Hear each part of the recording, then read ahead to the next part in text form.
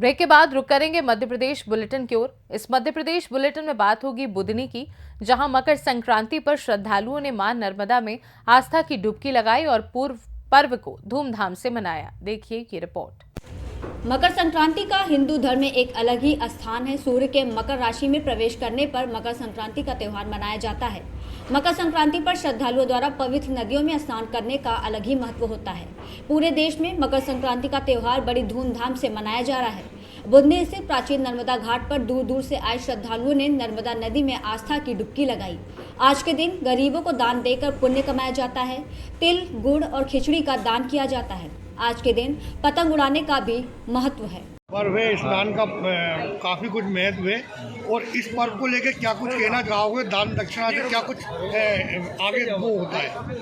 आज बड़ा शुभ मुहूर्त भी है और भारत में महाकुंभ का भी आयोजन हो रहा है। और इस समय मां नर्मदा तट बुधनी घाट पर हम सब विराजमान हैं और मां नर्मदा में सब आस्था की डुबकी लगा रहे हैं। और इस आस्था के पर्व पर हम सब ये सब सनातन धर्म से जुड़े हुए लोग हैं और हम सब जो दान है, कंबल है, खिचड़ी है, जो भी है यहाँ पे, जो भी हमारे परिक्रमावासी या हमारे जो भिखारी भाई जहाँ पे है, जिनको कंबल की आवश्यकता है, उनको कंबल हम वितरित कर रहे हैं। बुधनी से सीनू संवाददाता पीयूष बिल्लौरे की रिपोर्ट। जनारदेव में मकर संक्रांति के पावन अवसर पर सिकरवार परिवार ने भोग प्रसाद का वितरण किया, साथ ही कंबल भी बांटे। देखिए ये रिपोर्ट। मकर संक्रांति के पावन अवसर पर सिकरवार परिवार ने किया भोग प्रसाद के साथ कंबल वितरण का कार्यक्रम। जैसा कि आपको बता दें कि नगर पालिका जुन्नारदेव के वार्ड क्रमांक 10 के रहने वाले दीपक सिकरवार ने जानकारी देते हुए बताया कि महादेव महाकाल की असीम कृपा से पिछले 14-15 सालों से मकर संक्रांति के पावन अवसर पर भोग प्रसाद के साथ कंबल और चादर वितरित किए जाते हैं। परिवार के द्वारा ये प्रोग्राम प्रतिवर्ष भक्ति भाव से किया जाता है। किस उपलक्ष्य में आप भोग भंडारा करवाते हैं? आज मकर संक्रांति है, भोले बाबा का त्यौहार है और ये प्रोग्राम हमारा विगत 16-17 साल से चालू है। यहाँ पे 400-500 गरीब लोग आते हैं और उन्हें भोजन प्रसाद और दान धर्म रहता है। ये प्रेरणा आपको कहाँ से मिली? ये हमारे बुजुर्गों के संस्कार है जो उन्होंने हमें देखे गए हैं और बाबा महाकाल का हमारे परिवार पे, हमारे कुटुंब पे मतलब असीम कृपा है। जुन्नारदेव से सीनियर संवाददाता वीरेंद्र अग्रवाल की रिपोर्ट। रीवा में ऑटो में सवार होकर आम जनता की तकलीफ समझने रीवा पुलिस के वरिष्ठ अधिकारी निकले और कहा कि यातायात को सुगम बनाने में आसानी होगी। देखिए ये रिपोर्ट। आपने हूटर और लाल नीली बत्तियों के साथ तो हमेशा पुलिस अधिकारियों को देखा होगा, लेकिन रीवा शहर में एक ऐसा नजारा देखने को मिला जिसे देखकर हर शहरवासी अचंभित रह गया। दरअसल पुलिस अधीक्षक कार्यालय से कई इलेक्ट्रिक ऑटो में सवार होकर दो अतिरिक्त पुलिस अधीक्षक, 2 प्रशिक्षु IPS, 6 उप पुलिस अधीक्षक सहित कई TI और सूबेदार शहर भ्रमण में निकले। इस दौरान कतारबद्ध होकर चल रहे ऑटो पुलिस अधिकारियों के वाहनों का काफिला लोगों के लिए कौतूहल का विषय बन गया। बताया जा रहा है कि पुलिस अधिकारियों ने पब्लिक ट्रांसपोर्ट में आमजन को होने वाली समस्याओं को समझने और उसके निदान के लिए ये अनूठा प्रयोग किया है। मामले के संबंध में जानकारी देते हुए अतिरिक्त पुलिस अधीक्षक अनिल सोनकर ने बताया कि अक्सर पब्लिक ट्रांसपोर्ट में आमजन के साथ दुर्व्यवहार किए जाने, वाहन चालकों द्वारा बीच सड़क पर सवारियों को उतारने चढ़ाने के लिए वाहन को रोक देने जैसी समस्याएं देखने को मिलती हैं, जिससे शहर का न सिर्फ यातायात प्रभावित होता है बल्कि दुर्घटनाओं में भी वृद्धि होती है। ऐसे में पुलिस अधिकारियों द्वारा पब्लिक ट्रांसपोर्ट से भ्रमण कर वाहन चालक और सवारियों को होने वाली समस्याओं और उनके निराकरण की पहल की गई है, जिससे शहर का यातायात सुगमता और सरलता से संचालित होता रहे। रैली निकाली जा रही है क्या? नहीं, ये रैली नहीं है, ये शहर की जो यातायात व्यवस्था है उसमें सुधार करने का लगातार प्रयास किया जा रहा है, ताकि आम व्यक्ति जो यातायात का उपयोग कर रहा है वो सुगमता से अपने गंतव्य पहुंच सके। इसके लिए चौराहे में होने वाली दिक्कतों को और जो ऑटो में बैठ कर के जाके परेशानी जो होती है उसको व्यावहारिक रूप से देखने के लिए पुलिस ने निर्णय लिया। और हमारे एडिशनल SP लाल साहब देहात और मेरी पूरी टीम, हमारे जो प्रोफेशनल IPS साहब हैं, SDOP मनगमा वो, और हमारे सारे DSP साहबन, CSP, सभी के साथ में हम भ्रमण कर रहे हैं पूरे शहर का। चौराहों का, इसमें व्यवहारिक रूप से क्या क्या तकलीफ़ें आती हैं और उनको हम कैसे उसको अलग कर सकते हैं। सर, शासकीय वाहन छोड़कर ई रिक्शा से जाने का कारण? नहीं, ई रिक्शा में ही बैठ करके हमको ये समझ में आना कि कितने सवारी बैठ सकती है इसके अंदर, क्या क्या असुविधा होती है। इसमें दुर्घटनाएं बहुत हो रही हैं। लोग जो है ऑटो में लोगों के पैसे और बैग जो है वो निकाल लिए जाते हैं या गिर रहे हैं। क्या व्यावहारिक रूप से दिक्कतें हैं उसको समझने का प्रयास किया जा रहा है इसमें। सर, कहाँ से कहाँ तक जाएगी? अभी पूरे शहर का भ्रमण है, उसके बाद हम निर्णय लेंगे कि और कहाँ जाना है। रीवा से सी न्यूज़ संवाददाता अर्जुन की रिपोर्ट। शाजापुर में मकर संक्रांति के अवसर पर जरूरतमंदों के बीच कंबल का वितरण किया गया। देखिए ये रिपोर्ट। मकर संक्रांति के अवसर पर जरूरतमंदों के बीच कंबल का वितरण किया गया। मौके पर समाज सेवक अरविंद सिंह देवड़ा, सरपंच प्रतिनिधि महेश देवड़ा, सिद्धनाथ सिंह, कुंवर बलराम सिंह और जयंत मौजूद रहे। अरविंद सिंह देवड़ा ने कहा कि मनुष्य का जीवन तभी सार्थक होता है जब वो गरीब और असहायों की मदद करता है। महेश सिंह ने कहा कि सर्दी के इस मौसम में गर्म कपड़े वितरण करना सच्ची मानव सेवा है और ऐसे कार्यों से समाज में एक सकारात्मक बदलाव आता है। बताया कि कंबल वितरण से निश्चित रूप से जरूरतमंदों को ठंड से कुछ राहत मिलती है। शाजापुर से सी न्यूज़ संवाददाता अरविंद की रिपोर्ट। विदिशा में वन अनुभूति कार्यक्रम 2024-25 का आयोजन वन परिक्षेत्र शमशाबाद के अंतर्गत ग्राम डबरी नाका पर किया गया। आइए देखते हैं ये रिपोर्ट। वन अनुभूति कार्यक्रम 2024 और 25 का आयोजन वन परिक्षेत्र शमशाबाद के अंतर्गत ग्राम डबरी नाका पर हुआ। कार्यक्रम का उद्देश्य बच्चों को वन और वन जीवों, उनकी सुरक्षा और वनों के कटाव को रोकने के लिए बचाने के लिए बच्चों को जानकारी दी गई, जिसमें बच्चों को सामाजिक और आर्थिक जीवन में वन और वन जीवों की भूमिका और उनके प्रति अपनी जिम्मेदारियों के बारे में बताया गया, जिसमें बच्चों को जंगल भ्रमण करवाया गया। संबंधित वन और वन जीवों से संबंधित जानकारी मौका स्थल पर दी गई। बच्चों के मनोरंजन और क्विज प्रतियोगिता करवाई गई। कार्यक्रम में छात्र छात्राओं सहित स्कूल के शिक्षकों ने भाग लिया। वन अनुभूति कार्यक्रम में करीब 120 छात्र छात्राओं ने भाग लिया। हर वर्ष वन विभाग द्वारा वन अनुभूति कार्यक्रम का आयोजन किया जाता है।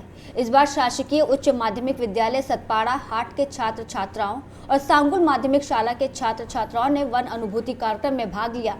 वन अनुभूति कार्यक्रम में शमशाबाद वन परिक्षेत्र अधिकारी संगीता अमलतास और विभाग के समस्त अधिकारी कर्मचारी और सतपाड़ा हाट पुलिस चौकी प्रभारी हरीश चंद्र कौरव जनप्रतिनिधि कार्यक्रम में शामिल रहे।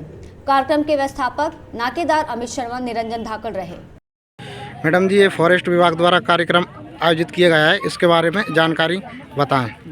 इसमें अनुभूति कार्यक्रम ये मध्य प्रदेश इको पर्यटन विकास बोर्ड के द्वारा आयोजित किया जाता है हर वर्ष में, और हर रेंज में ये 2 जगहों पर आयोजित किया जाता है। अभी प्रथम हमारा शमशाबाद में हुआ और दूसरा यहाँ डबरी नाके पर आयोजित किया जा रहा है। इसमें मैं और हमारे सभी वन विभाग के स्टाफ, अधिकारी, कर्मचारी और सभी स्कूली बच्चों को यहाँ आमंत्रित करके उनको, और वहाँ के स्कूलों के टीचर भी इसमें शामिल हैं, जिनको पर्यावरण और पर्यावरण के संरक्षण के प्रति जागरूक किया जाता है। विदिशा से सी न्यूज़ संवाददाता प्रयास विश्वकर्मा की रिपोर्ट। जिसमें हम बात करेंगे पन्ना की, जहां बाघ की दहशत से ग्रामवासी परेशान हैं। बता दें, बकरी चराने जंगल गए 10 वर्षीय बालक पर टाइगर ने प्राण घातक हमला कर दिया है। देखिए कैसे हुई ये पूरी घटना। पन्ना टाइगर रिजर्व में बाघों की संख्या इतनी बढ़ गई है कि अब पार्क से निकलकर बाघ सड़कों और गांवों में घुस रहे हैं। कुछ ऐसी ही घटना आज हुई, जहां पन्ना टाइगर रिजर्व की सीमा से लगे ग्राम इटवा कला में बाघ की चहलकदमी से ग्रामवासी परेशान हैं। आलम यह है कि अब ग्रामवासी सूरज ढलते ही अपने घरों से बाहर नहीं निकल रहे हैं। बता दें कि एक बार फिर जंगल में बकरी चराने गए एक नाबालिग पर खूंखार टाइगर ने जानलेवा हमला कर दिया। किसी तरह पास में खड़ी नाबालिग की भाभी ने उसकी जान बचाई। घायल लोकेंद्र आदिवासी की मां ने बताया कि उसका बेटा जंगल में बकरी चराने के लिए गया हुआ था। इसी दौरान झाड़ियों के पीछे छिपे बाघ ने उस पर हमला कर दिया। किसी तरह लोगों ने पत्थर मारकर बाघ को वहां से भगा दिया। खून से लथपथ अवस्था में घायल को गांव लेकर आया गया। वहीं वन कर्मियों को इस मामले की जानकारी दी गई। मौके पर पहुंची वन विभाग की टीम ने घायल नाबालिग को उपचार के लिए जिला चिकित्सालय पन्ना में भर्ती करवाया, जहाँ उसका उपचार जारी है। घटना में नाबालिग के सीने और कमर में गंभीर चोटें आई हैं। नाती के ऊपर किसने हमला कर दिया? वो कहाँ का मामला है? जो बेटवा कला है। क्या हो गया था? लड़का चिड़िया तक भी बहुत संगे रही और दो जने और रहे माने कट्टी लेत गए फिर जी हार में माने आगे पाछे हो गए भी आगे निकल गए बहू जो पीछे रहेगा लड़का देख नहीं पाएगा यहाँ जैसे दबरा हुआ किसने हमला किया? बहू ने किसने हमला किया इनके ऊपर? ये बाघर ने बाघ ने किया। और मानो डाल चोटें कहाँ हैं? कमर में है और सीना में। क्या नाम है आपका? हमारा जिला गया बच्ची को कैसे घायल हो गया?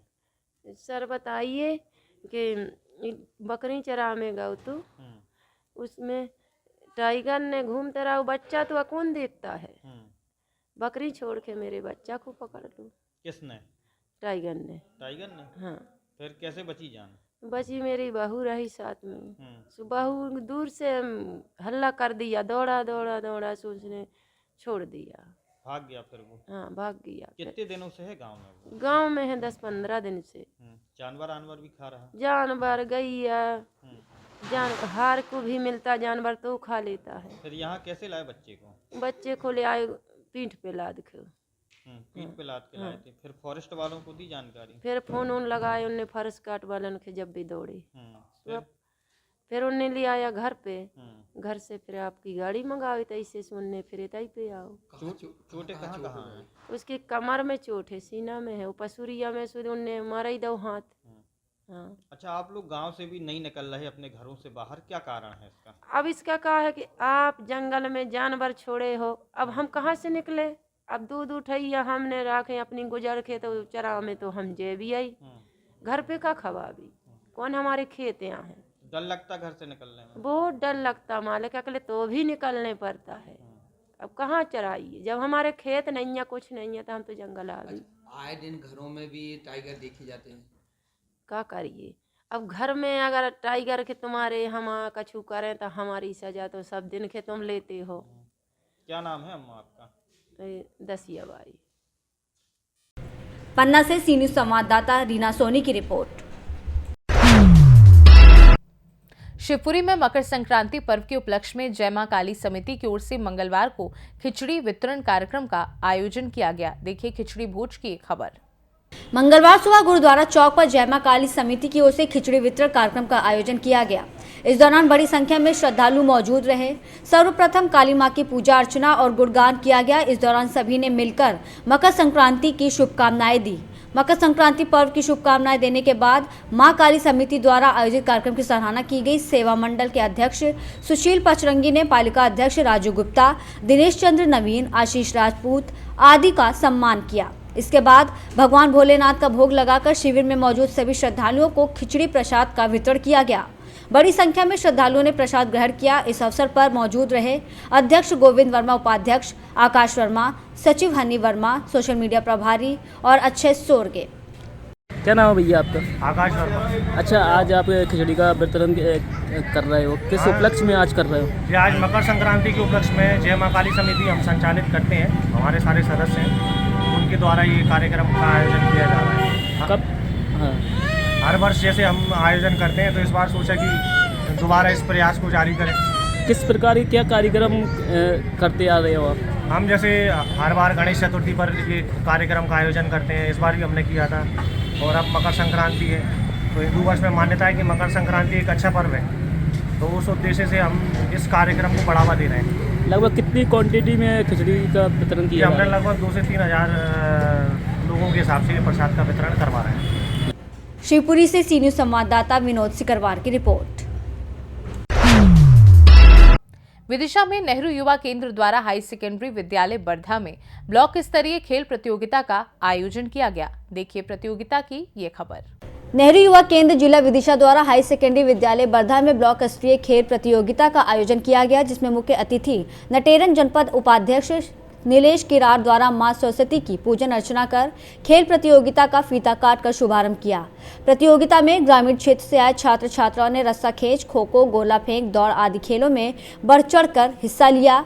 खेल प्रतियोगिता में विजेता हुए प्रथम, द्वितीय और तृतीय स्थान पर आने वाले छात्र छात्राओं को जनपद उपाध्यक्ष नीलेश धाकड़, जनपद प्रतिनिधि जमुना गुर्जर, ग्राम पंचायत सरपंच वर्धा प्रहलाद सिंह कुशवाहा द्वारा स्कूल के संकुल प्राचार्य गौतम और नेहरू युवा केंद्र समन्वयक नटेरन अभिषेक शर्मा आदि द्वारा बच्चों को मेडल और प्रमाण पत्र वितरित किए गए। जनपद उपाध्यक्ष ने कार्यक्रम में बताया कि भारतीय जनता पार्टी सरकार द्वारा चलाई जा रही योजनाओं की जानकारी और मध्य प्रदेश के मुखिया मोहन यादव और भारत के प्रधानमंत्री के नेतृत्व में मध्य प्रदेश का जो विकास हो रहा है आज वो किसी से छुपा नहीं है। आज मध्य प्रदेश विकास से विकसित मध्य प्रदेश की ओर आगे बढ़ रहा है। शिक्षा, रोजगार बहुत विकास हुआ है। उन्होंने कहा कि खेल प्रतियोगिता आदि से भी अच्छा खेलने वालों का भविष्य उज्जवल है। इस मौके पर विद्यालय के समस्त शिक्षक, स्टाफ, ग्रामीण क्षेत्रों से अधिक जनसंख्या में कार्यक्रम देखने लोग मौजूद थे। विदिशा से सी न्यूज़ संवाददाता प्रयास विश्वकर्मा की रिपोर्ट। फिलहाल के लिए मध्य प्रदेश बुलेटिन में बस इतना ही। देश दुनिया की बाकी खबरों को जानने के लिए आप देखते रहिए सी न्यूज़ भारत।